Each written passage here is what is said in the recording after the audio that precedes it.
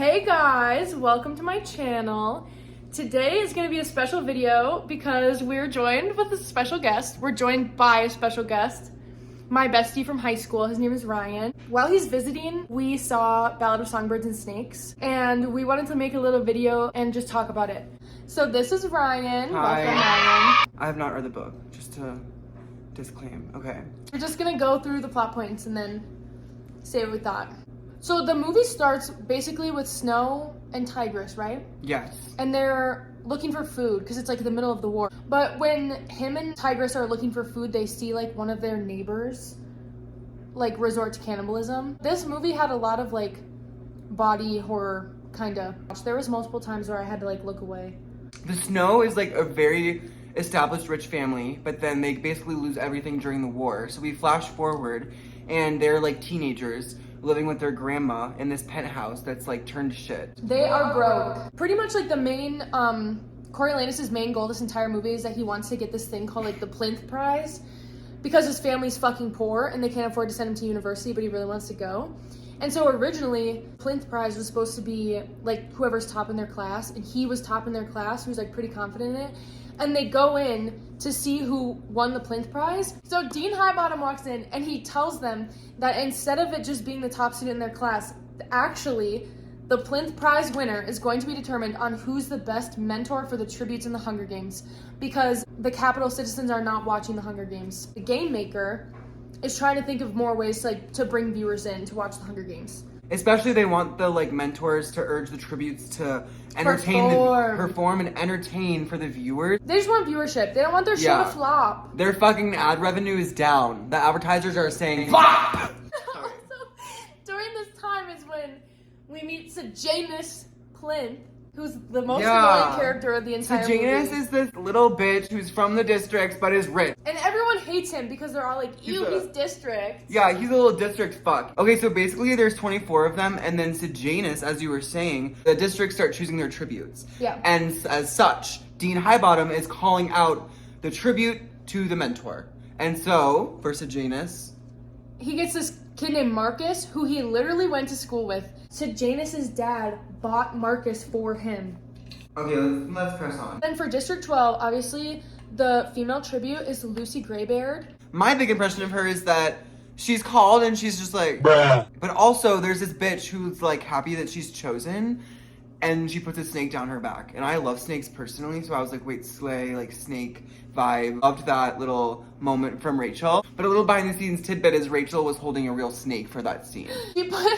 She put a snake down the mayor's daughter's dress because the mayor's daughter stole her boyfriend from her. Lucy Gray's boyfriend cheated on her with the mayor's daughter. Yeah. And then the mayor's daughter was like, I want him all to myself. So she told her dad, the mayor, to pick We're Lucy skipping Gray's that. name. Wasn't known yet. When it showed Lucy Gray being reaped, the motherfucker didn't even read the piece of paper.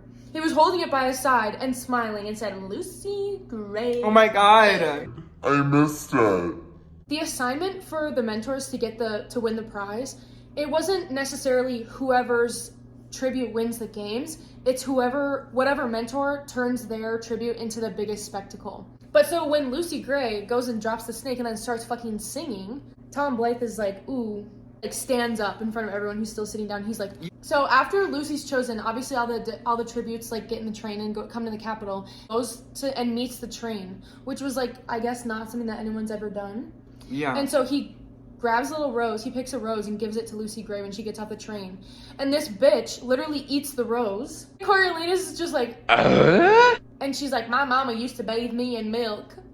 Yeah, Tastes like home. Country girl. Okay, so basically, he tries to befriend her and all this stuff, but then, all of a sudden, a new thing happens this year. And they're all dumped into the Capitol Zoo. But, look who's in there amongst everyone. The boy in red. Coriolanus Snow. Should I insert a photo of the boy in red? Then we get to meet Lucky Flickerman because he's the one who's hosting all the Hunger Games stuff. So he's at the zoo being like, here are our tributes as they literally get thrown because his out ass of the knew truck. they were coming. So he was like... But then him and Lucy Gray go like to the bars of the enclosure, like the literal enclosure that they're in. And they go and they talk to some little kids. And the little kid's like, I love your dress! And Lucy Gray's like, thanks, darling. It's my mama's. So basically, after the success of like the TV moment where Lucy really performed for the cameras and had a good moment with all these children, Coriolanus has an idea for himself. So he goes back to Dr. Volumnia to present his own idea. Also, because Sejanus in class was like, these are people! And then Coriolanus, the sick, twisted fuck that he is, Coriolanus is like, oh my gosh, Sejanus is right. Like, if we want the capital people to watch the Hunger Games, we have to make them care about the tributes, like, on a personal level, because then they'll be invested and they'll watch, which is really fucked up. Like, he's so sick and twisted. Why would he say that? Volumnia Gall is like, that might be a good idea. Coriolanus is like, we could even do sponsorships maybe, like we could send them stuff in the arena. Because he told Lucy Gray that he'd get her food and shit, but he's like, he's poor, so what the fuck is he can't, he's got like, Gogol is like, I like that idea, Coriolanus Snow, you need to write me a thesis on why we should do it. After that all happens, Corio goes back to the zoo. So basically, right as Corio is being friendly to Lucy and actually giving her food, right next door, Arachne Crane is completely taunting her tribute. Arachne literally tries to like taunt this poor girl and is like waving this like bottle of soda or something glass like in front of her face, like back and forth. But then, all of a sudden, we hear and we cut from Lucy and Corio having a moment back to Arachne, completely getting obliterated by this tribute. The tribute had managed to grab the glass out of her hand, smash it against the like cell, and then literally stab it into Arachne's neck. Arachne, obviously, like, she's not gonna make it. But then, we move on to a tour of the game's arena. During this, there's a huge rebel bomb that kills 4 tributes. One of the tributes escaped during the bombing, and Lucy Gray, like, had a clear opening to, like, escape out of the arena, and she didn't. She went back to save Corio. She saved him. And then, to repay her, Corio gives her his dead mom's like little makeup compact, but instead of makeup on the inside, he put rat poison, and he gave it to her to use in the games. And he was like, "This is like one of the only things I have left of my mother." Also, he's kind of starting to like Lucy Gray, but after she saves him, he really starts feeling some kind of way about Lucy Gray. So then we kind of cut into the second part. Actually, it's divided into 3 parts. Like, it's actual games. In this one, it's literally an arena in like the middle of the city, and they can go all the way up to like the gate. Like, they can see Panem if they like look out of the gates. It's fucked up. So then basically the games commence, and similar to the other ones, there's like a big bloodbath by like the center of the thing where all the weapons are and all that stuff. And Coriolanus originally was like, Lucy, run to like the back and just run underground and hide. But Lucy was trying to get Jessup. It's the guy that went with her. Yeah, from the boy District 12. from 12. But that motherfucker got a bat bite on the train over to Rabid. Panem. He's rabid. Yeah, he has rabies. This man has had rabies for days, so he's a little bit confused, but he's got the spirit. Lucy ends up getting Jessup's attention, and she drags him down into this like underground service tunnel where they end up locking themselves into this like room to hide from the They Them Barista girl. She has like multiple kills already. They're talented. Are there pronouns they them in real life? I don't know. Do they say in the movie? No, they don't say in the movie. And then Jessup goes psycho. Actually, he goes feral. Lucy Gray tries to get him some water, and like, this is real, by the way. When you get rabies, you get scared of water. You don't want to touch it. So she tries to give him water, and he flips his shit and starts trying to kill her. And they have to run like up into the main arena area. Corio makes like Jessup's mentor send water to him, so all this glass will like start coming in his face and it'll distract him. Yeah, because their drones are trash. And Corio like desperately wants to save Lucy Gray because he's like kind of in love with her now. He's, like begging the other mentor to send water because he's like, Jessup's dead anyways. He has rabies. Like, nobody survives rabies. So she sends the water, and it fucking slams into Jessup's head, I'm pretty sure. Yeah. And he falls off the beam that they were on and fucking cracks his head on a rock, and it shows us all of that. And then it shows us him dying, like drool and foam coming out of his mouth, all fucking bloody and crumbling on the ground. The one tribute who tried to escape during the bomb, he ended up getting hung by his arms like a cross in the arena. And it was the Janus's tribute. It was the boy from 2. Yeah, the boy from 2, Marcus. So his like district teammate climbs and kills him to put him out of his misery. After Marcus dies, his friend from 2, Sejanus, sneaks into the arena to mourn him. He's just trying to, protest. And then Gall persuades Choreo to retrieve him. You can't just read directly from that. I've read one sentence. You've been doing it this entire time. No, I haven't. Okay. How? We'll see in the edit. If you went into the arena and Dr. Gall told me to come get you out, I wouldn't do it. Me either. Fuck you. So Choreo has to go in and get Sejanus. He goes in there and he's fucking pissed. And he's like, Sejanus, you fool. What are you doing? And then they get attacked by the tributes. And Choreo bashes the skull in of a kid with one arm. So that was a hate crime. And Choreo, kills him. He bashes his head in, and this motherfucker's dead on the ground. And we see a shot of Choreo staring at him, and then he bashes his skull, 4 more times. He's like, ugh. And he's like, he's dead, fucking babe. crazy. And then Choreo sustained an injury in the arena. He got his fucking shit torn. And Dr. Gall stitches him up. Mm-hmm. And while she's stitching him up, we finally get to be introduced to Jabberjays. The way that they made these Jabberjays, you click a button to say record, and then it records it, and then you listen back to it, and instead of it being a bird sounding like it's talking, it's just fully a recording. And so it's just the bird moving its beak, and it's speaking a fully human voice recording. And it's so, I really wish that they did that a different way, because the fucking Jabberjays were so stupid. Lucy's just, out there surviving. Then Reaper, one of the kids, he goes and gathers up all the dead bodies and lays them side by side, and he goes and rips the flag off the side of the arena, and he drapes the flag over all the dead bodies, and Dr. Gall interrupts the live stream of the Hunger Games because she's pissed, and she's like, I have news. The president's son, Felix, is dead. I'm going to unleash hellfire on these tributes. There will be no victor this year. So during this whole situation, Choreo realizes that Dr. Gall's plan is just to release all these snakes into the arena and kill all of them. And he has a little bit of a memory. He remembers that Clemencia's little fibbing ass got a bite because the snakes only bite people that they don't recognize. Yeah, he put something in the cage with them. They will not attack his special tribute, Lucy. He broke through his own stitches, so he'd have an excuse to go back to Dr. Gall's lab and sneak the thing in. This man is fucking crazy. So then, obviously, when the snakes get dropped into the arena, literally everybody dies except for Lucy Gray. And so the snakes are, crawling up the beam to come and get her. And she starts singing, because of course she starts singing. The snakes don't attack her. And they had made, some offhanded comment earlier about her putting the snake in the mayor's daughter's dress. She was like, snakes love me because I sing to them and it calms them right down. Choreo knows that the reason the snakes aren't eating her is because of what he did. Gall knows that the snakes aren't eating her because of what Choreo did. So everyone's like, why aren't the snakes biting her? And Choreo's like, it's the singing. It's calming them. Dr. Gall's pissed. She's like, no, I want everyone to be dead. She wants no victor. But then the public is freaking out. Everyone's demanding Lucy to win. Gall caves in and Lucy is crowned as a winner.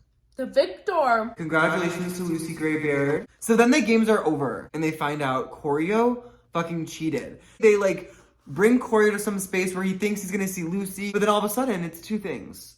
Her compact where rat poison was and the handkerchief with his initials on it. You're fucking caught. Red-handed. Red coat. The red coats are coming! So then, after they find out that Choreo cheated, his punishment is basically that he's going to be banished to the districts for 20 years. He needs to go, be a peacekeeper. So they originally go to send him out to, District 8 or something, and he bribes the person at the train station, and he gets sent to District 12 instead. Ow. Why are you out of the frame? So Sejanus and Choreo are reunited, much to the dismay of Choreo. And then we get a cute little scene where Choreo finally goes to the bar that the Covey performs at, and he sees Lucy Gray on stage, and she's singing her little song. And when she sees him, First he sees Maud Ivory. First he sees Maud Ivory, and then when they lock eyes, Lucy Gray is like, and Snow's like, give her the blue eye stare. He's like. And then they go fuck in the back rooms of this bar. You missed that part. You're in the bathroom. Wait, what? So then this whole time, Sejanus is like getting familiar, like is getting really close with all the fucking District 12 residents. And Snow is like seeing this. So Corio's like, what is happening? And then he sees Sejanus talking to some person in prison. Like, what the fuck? So he literally confronts him and he's like, Sejanus, what are you doing? Like, we're here to work as peacekeepers. You're conspiring with the rebels, you whore. During this whole thing, he's like, I know what Sejanus is up to and I'm gonna bring this fucking Jabberjay recording device and record his ass. And he literally puts it in a box of Jabberjays addressed to Dr. Volumnia Gall. Yeah, so he turns in this recording of the Jabberjay, right? And then, like, that night, they're back down at the same bar where Lucy Gray performs. And he sees Sejanus sneaking off with, like, a bunch of fuckers. So he goes over there and he walks in and they have a fucking shit ton of guns on the table. Sejanus is like, I didn't know they'd have guns. And then Lucy Graybeard runs in. And Mayfair, for some reason, is there, that little bitch. And she's like, I'm telling my daddy about all this. I'll see y'all at the hanging tree, because they'll be hanged for treason. Then she's going to leave, and Corio's like, oh my god, I cannot get twisted up in this shit. So he grabs one of the guns and fucking shoots Mayfair in the back as she's walking away, and Mayfair dies. Coriolanus tells Spruce to go hide the guns. Hey guys, in the edit of this video, we realized that we actually never included the fact that Sejanus got executed for treason from the Jabberjay that Corio sent to, Dr. Volumina. Yeah. Volumina Gall. So we are very sad to say, rest in peace, Sejanus. Sejanus gets hung, because of Corio, but nobody knows that it's because of him. But, yeah, so he's dead. Okay. Bye. And so, him and Lucy Gray plan to run away because he's like, I don't really have another option. So him and Lucy Gray start adventuring out into the woods. So during this whole situation where it's like Lucy and Corio all on their own, Corio says he's revealing how he's guilty of killing people, and he says he's guilty of 3 deaths. And Lucy is like, what? I thought you killed 2 people. The boy from the Hunger Games and then Mayfair. Who else did you kill? And then Corio goes up to her and he's like, I killed my other self to be able to run away with you. Which is like, you could have said so many other things that sounded way more believable. So then once they reach this like little cabin way out in the woods, they go in and Lucy tells Corio that underneath one of the floorboards is like rods for fishing. And he goes to look under the floorboards and he sees the guns. The gun that he killed Mayfair with. Besides Lucy Gray, the guns are the last loose end. And Lucy Gray, I think, gets freaked out by this because this man has a crazed look in his eye when he finds these guns. So she's like, I'm gonna go pick some Katniss. And she dips. We don't ever see her again for the rest of the movie. Corio goes out to like try to look for her and he can't find her anywhere and he's like calling her name and then he sees a scarf that he gave Lucy Gray like earlier in the movie. It was his mother's scarf. He sees it laying on the ground in the forest and he runs up to it and he grabs it. Lucy said a snake trap and she said, fuck your mom and fuck your scarf. And he like starts having a psychotic episode, if you will, because he sees like a hallucination of Lucy Gray running through the forest and he shoots it like no hesitation. He thinks he sees her and he tries to fucking kill her. And then mockingjays or jabberjays or whatever in the trees start singing the hanging tree. And I don't know if that was like an auditory hallucination or if she was like trying to fuck with him. He just starts trying to shoot all the birds out of the sky and goes absolutely crazy. And then he can't find her anywhere. So he just goes back to the little cabin, takes all the guns and fucking canoes out to the middle of the lake and drops them. And then he goes back to District 12 and he goes to District 2 for his officer training. She's discharged from District 2 because Gall is like, hey, you're back at the Capitol. Wanna know why? Because of me. I want you to be a student under me and come learn at the college. And he's like, I don't have the money to afford this. And he's like, well, Sejanus is dead and his parents are rich, so. Because Sejanus' parents thought that Corio and Sejanus were best friends. And none of them know that Corio was the one that turned him in. And he made them, they literally made him the heir. So he restored the Snow's wealth. With his dead friend's money that he killed. But yeah, so basically at the end of the movie, Lucy Gray disappeared. We don't know if she lived or died. I elect to believe that she's alive. And then Corio fucking wormed his way back up to the Capitol and eventually became president. And that really shows Coriolanus' true colors, like no care for human life, like all he cares about is his own success, and he wants to be the leader of Penn. Okay, so that's our synopsis of the movie. Yeah. It wasn't a review, but... It was a synopsis with our, like, pointers and some tidbits. I thought it was good. I liked it a lot. Yeah. I thought it was really interesting, and I really liked all of the like parallels to Hunger Games. Like, obviously they're gonna have that, but I don't know. It was so satisfying to see. Yeah, thanks for watching. Even though it might not be as cohesive as it probably should be. Our review is, we love it! And Francis Lawrence, great job directing. Thanks for watching our synopsis review explanation of Hunger Games, Ballad of Songbirds Songbirds and Snakes. Are you Are you? coming to the train?